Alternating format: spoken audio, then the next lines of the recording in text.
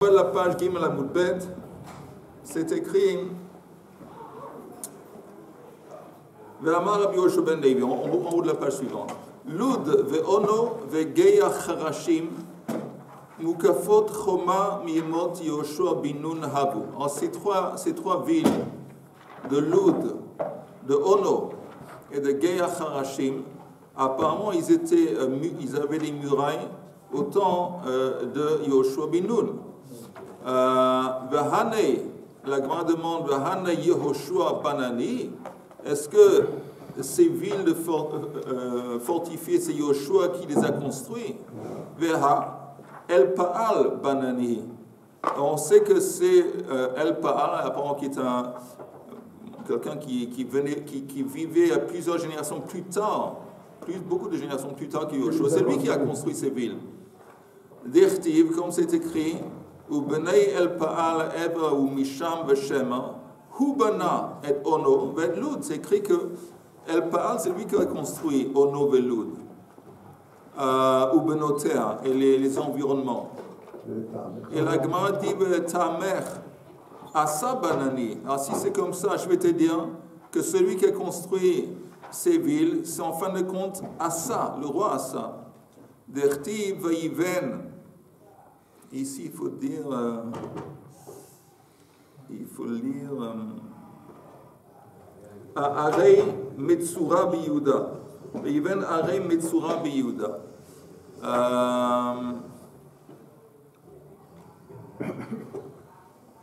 Amar Rabbi Elazar. Hane, ces trois villes, en fin de compte, je t'explique comment ça s'est passé. Hane Mukafot Choma Miyemot Yoshua bin Nun Havu. C'était des villes fortifiées autant qui existaient au temps de Yoshua bin Nun. Chaouv Biyemei Pilegesh Bagiva. Quand il y a eu la guerre civile en Israël entre les tribus et la tribu de Binyamin, alors là, ces villes ont été détruites parce qu'ils se trouvent dans Binyamin. Ata Asa Shapsinhu. Ata El Paal Banani, plus tard El Paal les a reconstruits. Hadur Inpul, après encore une fois ils ont été détruits. Ata Asa Shapsinhu, et beaucoup plus tard c'est Asa qui les a reconstruits encore une fois. Dans Kenam et Dirtiv, tu peux déduire ça des mots du verset. C'est écrit Vayomer li Yehuda nivne et harim ha'ele. Il a dit à Yehuda, on va construire ces villes. Michlal, on peut déduire de ça. Il les a appelées des villes. On va construire ces villes. Ça laisse entendre de Harim Havu Meikara Shmamina. C'est-à-dire que c'était des villes qui existaient auparavant. Il les a seulement reconstruites. Qu'est-ce que ça veut dire du temps de Josué? Ça veut dire au moment où il est rentré en Eretz Israël? C'était des villes fortifiées. Au moment où il est rentré? Oui. C'est-à-dire la 40e année. C'est-à-dire parce qu'on dit, est-ce que c'est Josué qui les a construits? C'est Josué qui les a construits, c'est pas des villes qui étaient du temps. Non, on n'a pas besoin pour que ça soit considéré comme. Oui, c'est bien ce que tu dis. On n'a pas besoin en fin de compte que c'est lui qui les a construits. Oui, mais on a besoin qu'il soit. La deuxième ligne. Oui, tu as raison. Parce que tu as raison, c'est une bonne question, Yuda. Mais pour qualifier en tant que ville fortifiée, ça doit exister au temps de la conquête de Yoshua. Je vous pose une question. Seulement s'il n'est pas trop dur. C'était des villes fortifiées. Ok, on dit du temps de Yoshua. Simplement, est-ce que c'était des villes qui étaient déjà construites avant l'entrée d'Israël dans Canaan ou après? Non. Je viens de répondre à Yehuda à la seconde. Que ça doit être des villes au moment de l'entrée de Yoshua, au moment de la conquête d'Israël. C'était des villes qui existaient en tant que villes fortifiées. C'est ça. Voilà. Donc les villes qui étaient construites par les Cananéens. Disons Yoshua va mourir. Non, par les Cananéens, ça n'a rien à voir. Non, au contraire. Le meilleur exemple, c'est Yericho. Yericho, ça a été construit par les Cananéens.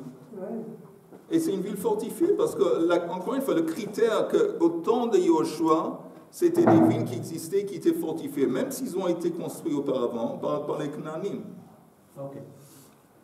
La Gemara dit Ve'amar Rabbi Yoshua ben Levi, Nashim chayavot b'mikra Megillah. Les femmes sont obligées, ils sont à l'obligation de lire la Megillah. Parce que c'est un chidouche, parce que on sait que les femmes sont exemptes de mitzvot assez, shazman grama. On sait que les femmes sont exemptes de commandements positifs qui sont liés au temps. La Megillah, c'est une de ces mitzvot. Mais néanmoins, on nous dit qu'ils sont obligés. Pourquoi? Le nez c'est pour elle aussi. Pardon?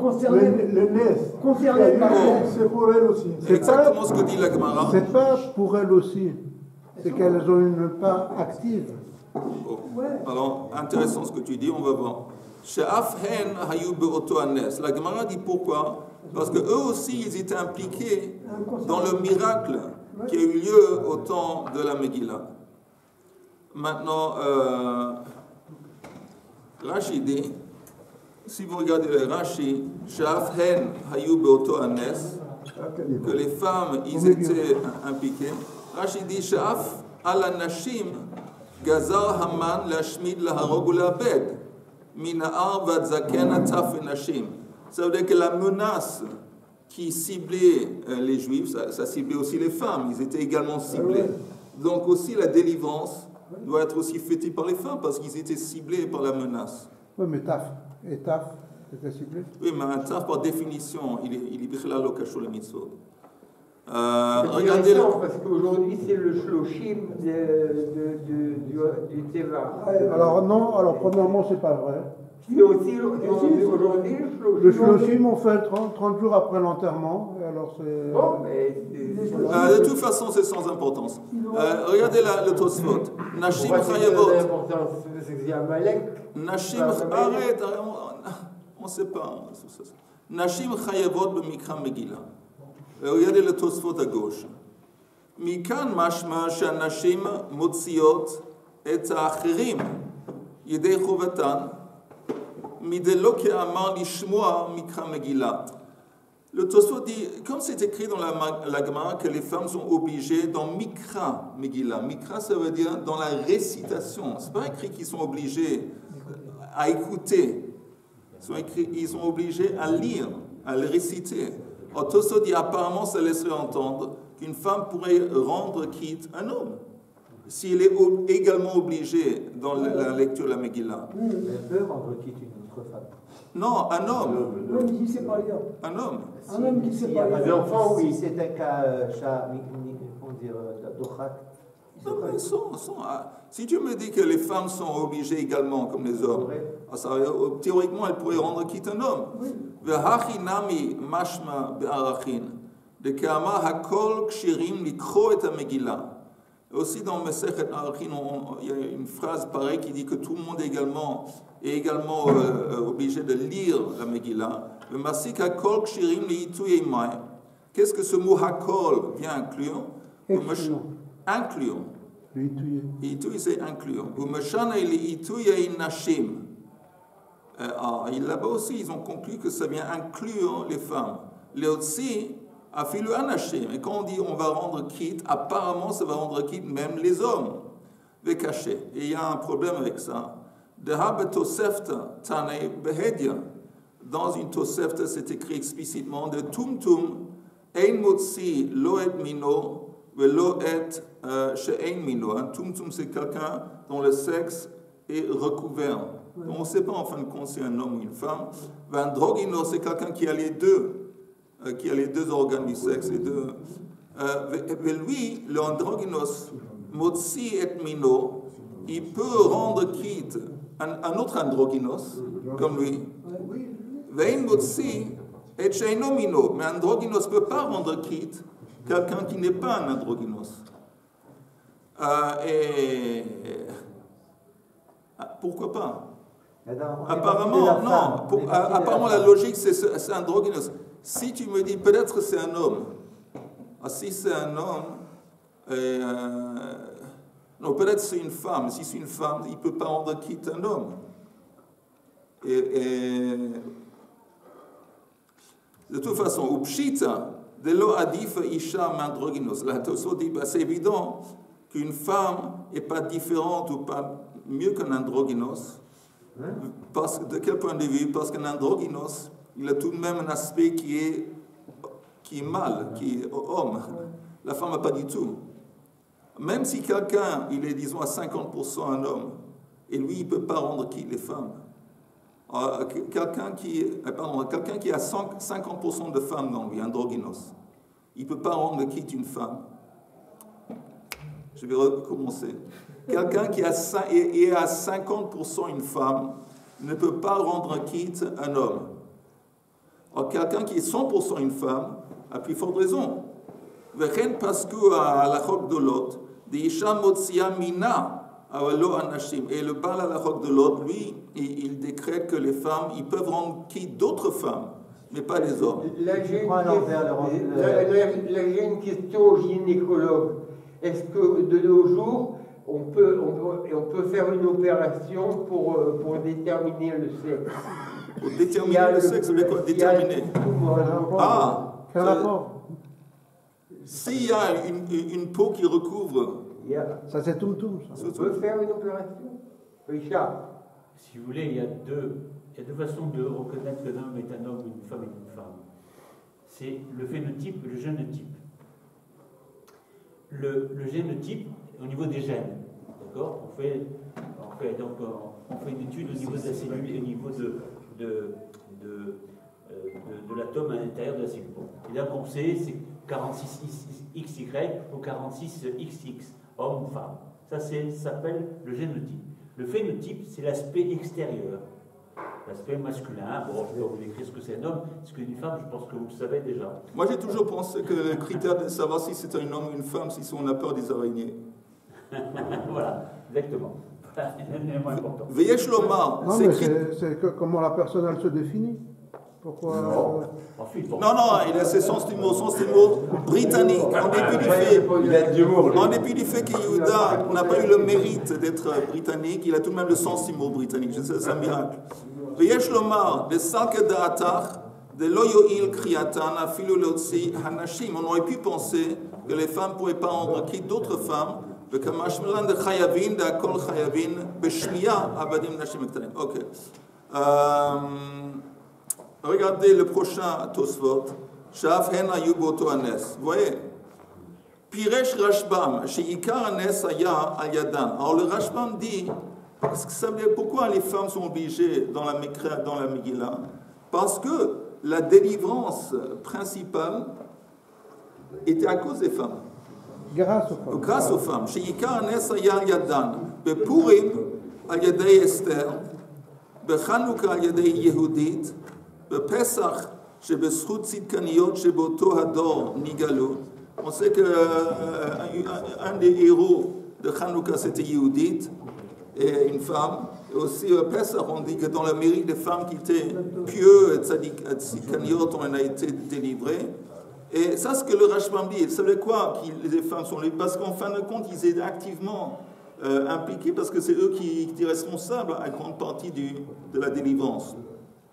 Et le Tosfot dit, le cacher, c'est difficile de dire une telle chose, pourquoi? De la shon chez af, hen, parce que l'expression que eux aussi, mashma chez hen feilot, ça laisse entendre qu'en quelque sorte, ils étaient secondaires. Ils avaient pris une partie secondaire à la délivrance. Si c'est comme le Rashbam dit, on n'aurait pas dit af, parce que aussi. Les kach nira chez af hen ayub safek. Il dit non, parce que qu'est-ce que ça veut dire? Comme le Rashi a dit, parce qu'eux aussi, ils étaient soumis à la possibilité d'être anéantis de la shmid, de la rogue, de la bête, de Pesach, c'est la même raison pourquoi une femme est obligée de manger une matzah, parce qu'ils étaient aussi sous la menace ou sous le joug des Égyptiens. Et on sait qu'à Hanouka, il y avait toutes ces xéras qu'une femme, avant de se marier, elle devait d'abord coucher avec un notable. Il n'est pas d'accord que les hommes ils mangent la galette de Pessah pendant Pessah. Vegabei matzah. Yesh, Makshe, Tosfot, il finit en disant qu'il y a ceux qui apportent une kushia, vis-à-vis de matzah. Lama li hekesha lekol sheyeshno bebal tochal chametz yeshno bekuma chol matzah. Il y a un enseignement dans la Gemara, dans Masechet Psachim, où on fait un lien et on dit tous ceux qui sont obligés dans l'interdiction de manger chametz, ils sont obligés dans l'obligation de manger matzah. Donc comme la femme est soumise à l'interdit de chametz, alors là-bas ils enseignent, alors ça veut dire qu'aussi on apprend de là qu'elle est obligée dans la mitzvah de manger matzah. Et tout ça, il dit, pourquoi si c'est comme ça, tipokle mitam shehena yubotones, t'as qu'à dire qu'ils étaient. Pourquoi arriver à cet enseignement de faire un lien entre chametz, entre matzah? Dis ce qu'on avait dit en une minute, que les femmes, ils étaient menacées par eux, les Égyptiens, et donc ils sont obligés aussi dans la mitzvah positive de manger la matzah. Mais Yesh Lomar, il y a à dire, on pourrait dire la chose suivante, de Meshum Haïta'ama. Tout ce qu'on a dit maintenant, ça veut dire qu'ils sont seulement obligés vis-à-vis des Rabbanan. Mais quand on fait une Gzera Shava entre l'interdiction de manger Chametz et l'obligation de manger Matzah, la conclusion qu'il y a une obligation Mideoraita. Donc il dit c'est différent. La femme elle est obligée Mideoraita de manger la Matzah, justement à cause de cette comparaison. Et nous, ici, on parle, quand on dit « Afhem ayu boto anes », c'est plutôt une obligation des Rabbanan.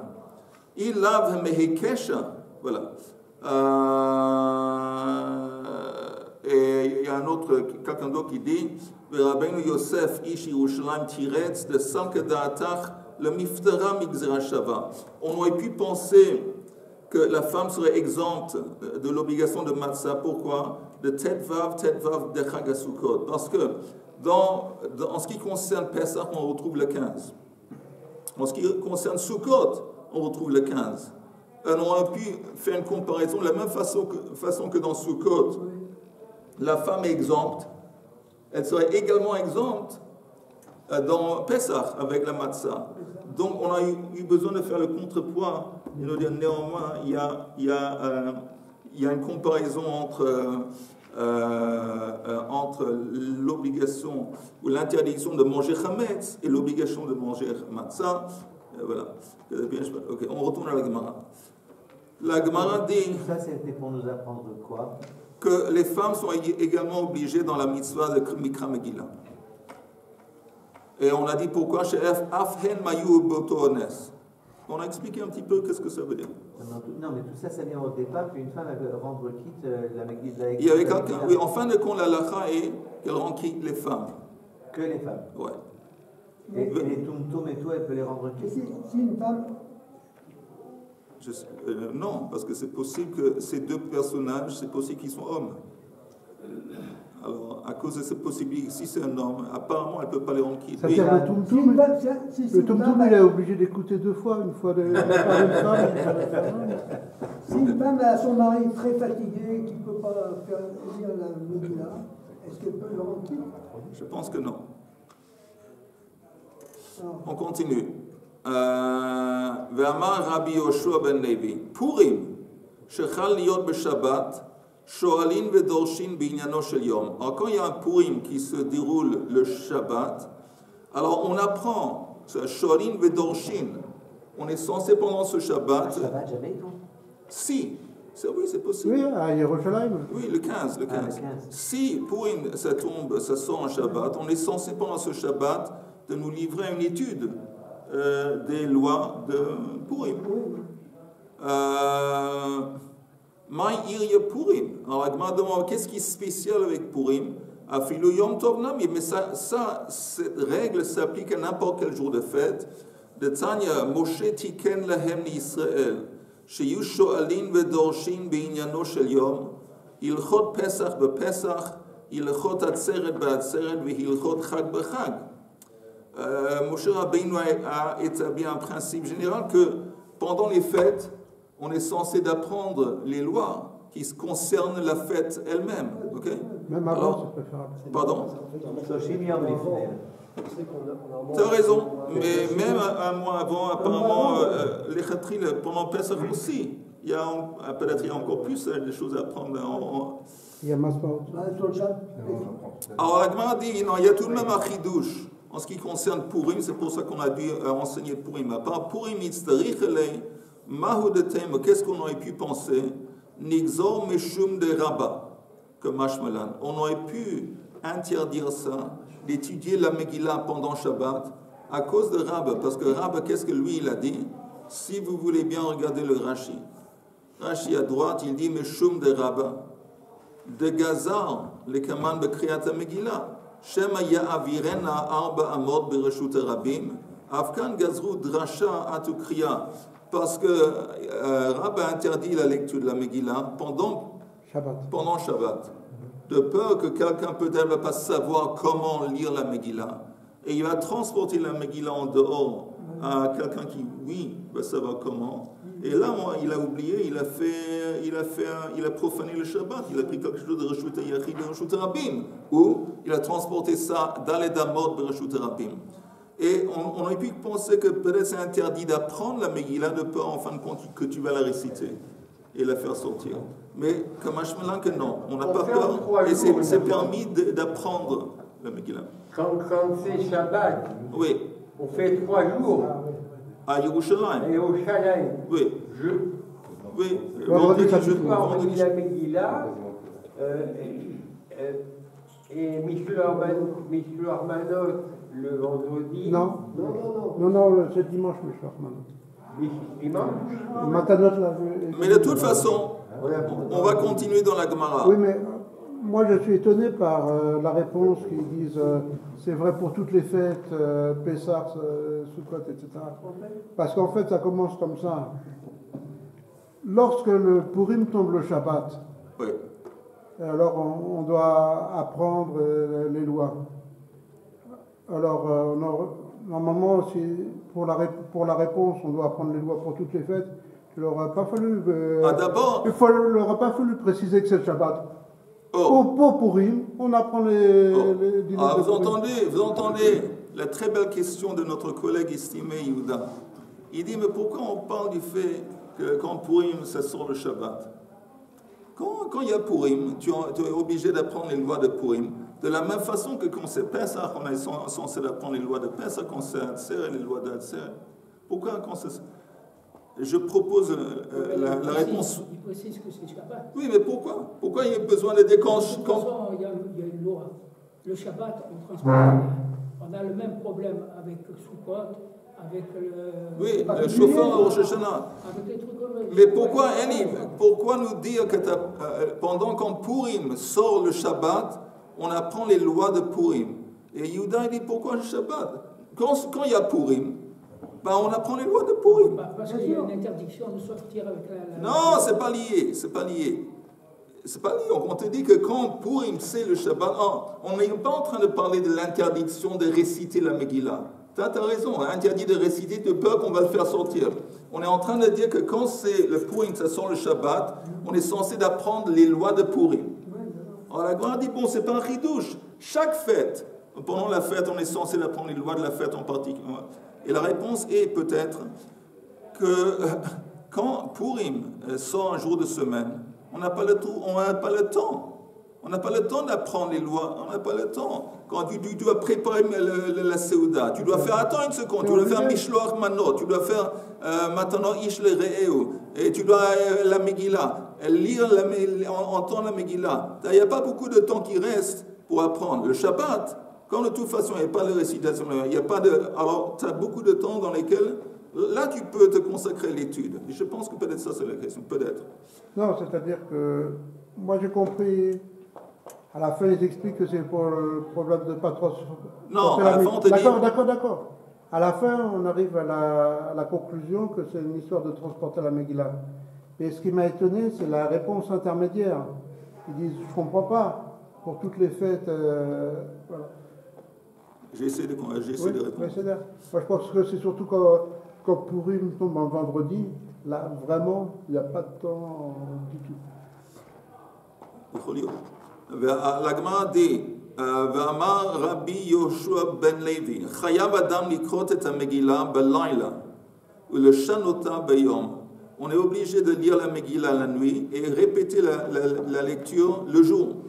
Shneemar Elokai ekra yomam velo ta'ane velayla velo dumia li.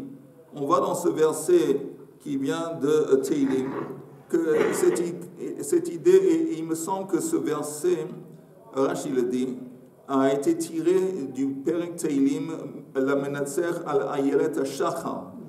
On sait que ce chapitre de Teilim, Ayelet HaShachar, ça concerne Esther et le temps de Esther. Rashi dit, Ekra, במזמור למנצח על איילת השחר, הוא שנאמר על אסתר כדאמרינו במסכת יומא, למה נמשלה אסתר כאיילת וכו'. Okay.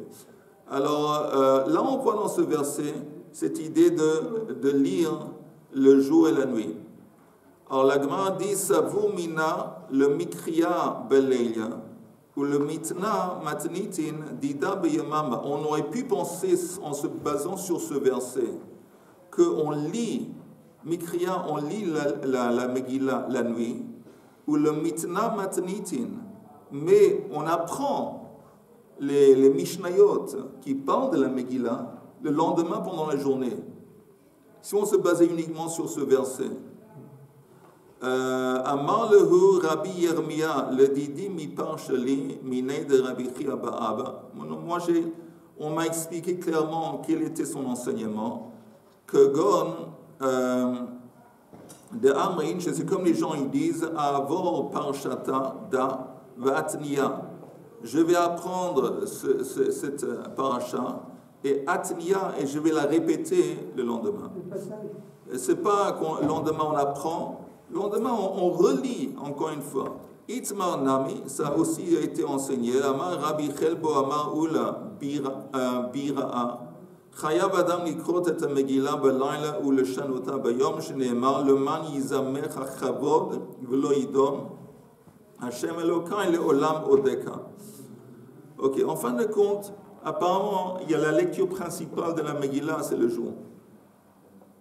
La nuit, on le fait, mais c'est considérer la nuit, en dépit du fait qu'il y a une obligation de lire la nuit, comme en quelque sorte secondaire. Mais il y a vraiment cette idée de lecture principale et lecture secondaire. Principale, c'est le jour. Comme toutes les mitzvot de Purim, c'est le jour. Pour ça, il a dit, il sera abstinentaire, oui, mais ça n'a rien à voir, les enfants qui se déguisent. Ça fait partie de la fête. Ok, on retourne à El HaShekfarim Makdimim Leyom HaKnissa. Ok, Amar Rabbi Chanina, on parle des villageois qui auraient le droit d'avancer la lecture le 11, le 12, le 13. Et c'est écrit ici, Amar Rabbi Chanina, Chachamim Heikelu al Akfarim, Liot Makdimim Leyom HaKnissa, Kedei Sheyisapku Maim Umazon Leachehem Shebekrachin. Alors je traduis. Les Chachamim ont facilité, ont rendu possible aux villageois de lire la lecture plus tôt, Yom HaKnissa, donc le lundi ou le jeudi. Pourquoi faire? Pour faire en sorte qu'ils vont être disponibles pour donner, vendre de la nourriture, de la boisson aux gens des villes le jour de fête. C'est ce qu'il avait dit Richard il y a quelques jours. Merci. On va voir. On tourne la page. La Gemara s'étonne. Le Meimra, alors là, ça laisserait entendre le Meimra de Takanta.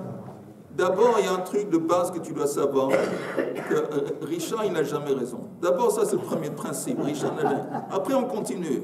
Mais Richard, c'est pas Richard, c'est Nessaoud. Ok, en haut de la page. Alors, ça laisserait entendre de Takanta de Krachin Hav.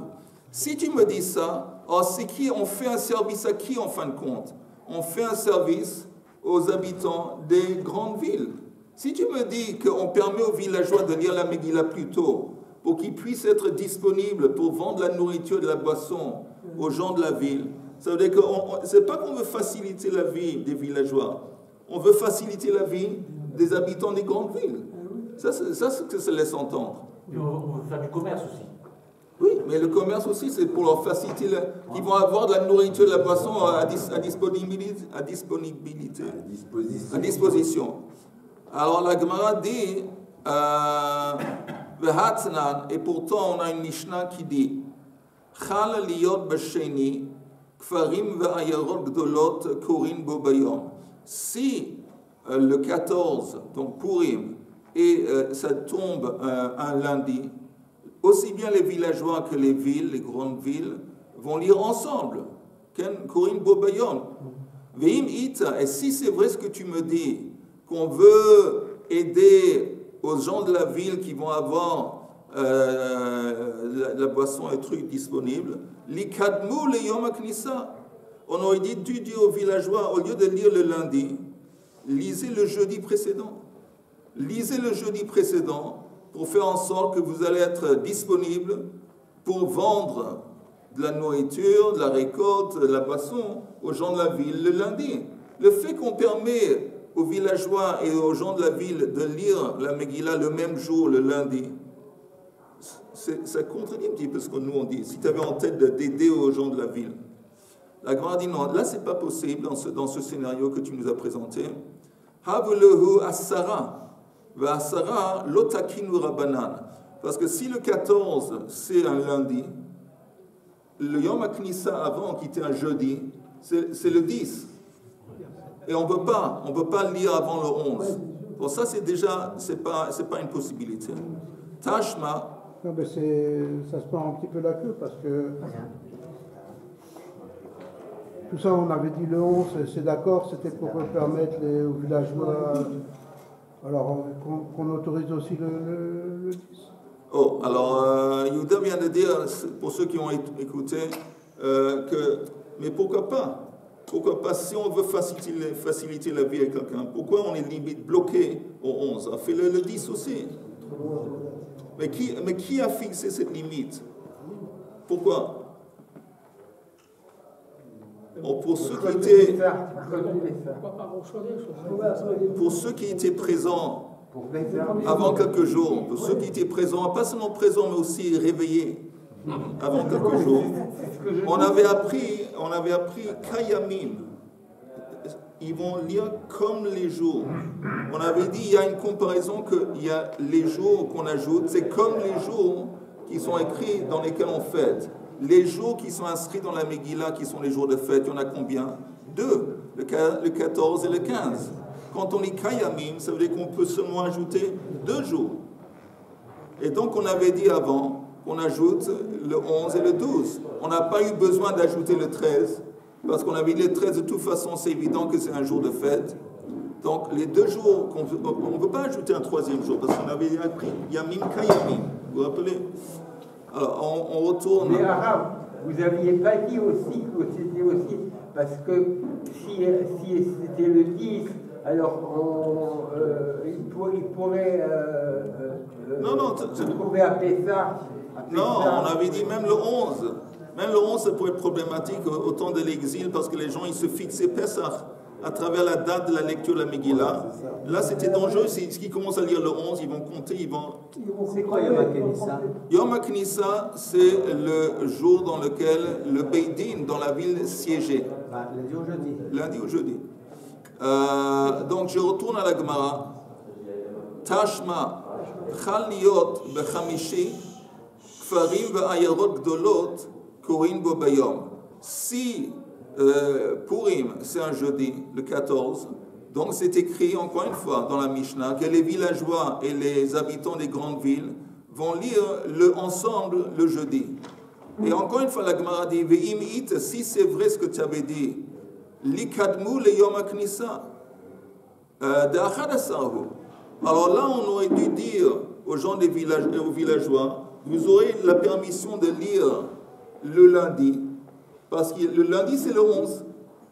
Si tu me dis que le 14 c'est le jeudi, alors ils auraient dû lire le lundi. Le lundi c'est le 11. Alors là, ça devrait être permis. Et la réponse est, mais Yom HaKnissa, le Yom HaKnissa, l'Odachinan.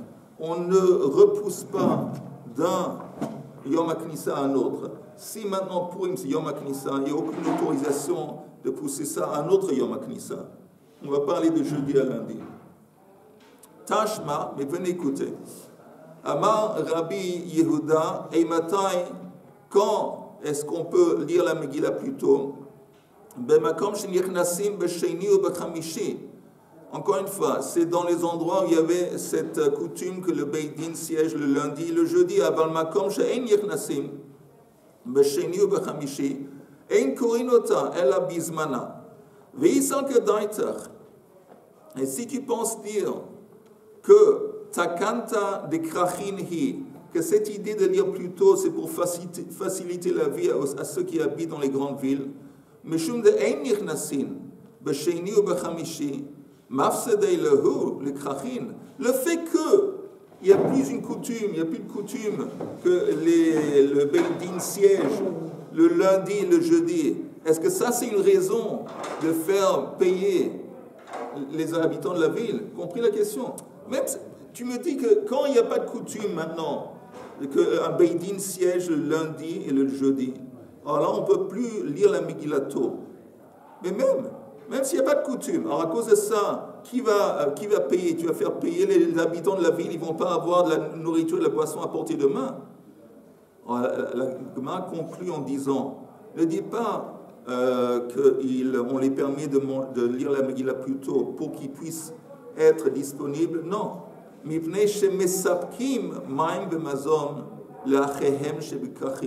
La réponse est que comme eux, les villageois, ils sont responsables de vendre de la récolte ou de la nourriture, de la boisson aux habitants de la ville, en remerciement, comment on dit, reconnaissance, en signe de reconnaissance, on leur permet de lire la Megillah plus tôt.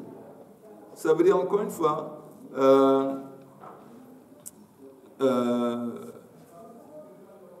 disons, Purim, le 14, c'est un mardi ou un mercredi. Alors, comme eux, de toute façon, ils vont devoir aller, ils sont dans la ville le lundi à cause du Beit Din, au lieu de leur dire, bon, maintenant vous allez vous rentrer chez vous, vous allez encore une fois devoir retourner le lendemain, en reconnaissance du fait que c'est vous, en fin de compte, qui est responsable de donner la nourriture, la boisson. Oui. Oui. Alors, en reconnaissance, on vous permet, on vous rend la vie plus facile. Et vous avez la possibilité de lire la Megillah plus tôt. Et il y a ceux qui disent aussi que le lundi et le jeudi, il y a une autre opinion minoritaire qui dit que lundi et jeudi, c'était pas seulement le jour où le Beit Din siégeait, c'était aussi les jours de marché. Le jour de marché, c'était lundi et jeudi. Et donc, de toute façon, ils étaient en ville le lundi, le jeudi, pas seulement pour le Beit Din, mais aussi pour les jours de marché. Et donc, on veut les faciliter. Mais la conclusion est que ce décret, ça cible les villageois. On veut rendre aux villageois la vie plus facile. Ça ne cible pas du tout les habitants de la ville. Ok, ça c'est la conclusion de ce qu'on a dit. Ok, on est arrivé à 2 points. Non, du coup, j'ai une question là, parce que ça veut dire, on disait aussi que Évné, parce que vous n'avez pas forcément la capacité de lire la Bible. Oui, d'accord. Donc, ça veut dire que quelqu'un de la ville va leur lire. Et donc, ce quelqu'un de la ville va la lire 3 fois. Pourquoi 3 fois? 2 fois. Parce qu'il va lire pour les villageois. Et après, il va leur lire pour... 2 fois. Il va lire pour les villageois. Et après, il va le lire le 14, le jour de Purim, pour tout le monde d'autre. Oui, il va le lire 2 fois. Tu sais, les gens qui savent comment lire, ils aiment normalement lire, ils attendent une opportunité de lire autant que possible. Dans le Shtib, là, qu'on connaît, il y a quelqu'un que, c'est incroyable, il prie au net, et puis je le vois quelquefois très tard la matinée, il traîne toujours dans le Shtib, là, parce que, entre autres, il lit dans les Minyanim, il lit la Torah plusieurs fois, et il aime faire ça. Alors, pourquoi on n'envisage pas plutôt la lecture de la Torah le lundi et le jeudi? Ce serait pas quelque chose d'important? Quelqu'un a une réponse à notre estime? C'est une bonne idée, on va le faire. La lecture de la Torah le lundi et le jeudi. C'est une idée incroyable. Ouais, mais qu'est-ce qu'on fait le lundi et le jeudi? Qu'est-ce qu'on fait le lundi et le jeudi? A des problèmes. Mais on lit la Torah le lundi et le jeudi. Justement pour ça, c'est ça la liaison, ça fait la liaison. Voilà. On dit, Et on envisage des choses matérielles, à savoir la portée de nourriture, etc. Alors l'essentiel, c'est ça. Mais attends, on ne parle pas de la lecture de la Torah qui a été établie par Ezra, de lire ça le lundi et le jeudi. Oui. Et on parle ici de la lecture de la Megillah, c'est autre chose. Encore une fois, pour empêcher aux pauvres villageois d'être présents le lundi, de toute façon ils sont là, et puis de devoir encore une fois faire le voyage et retourner encore une fois pour écouter les c'est casse-tête.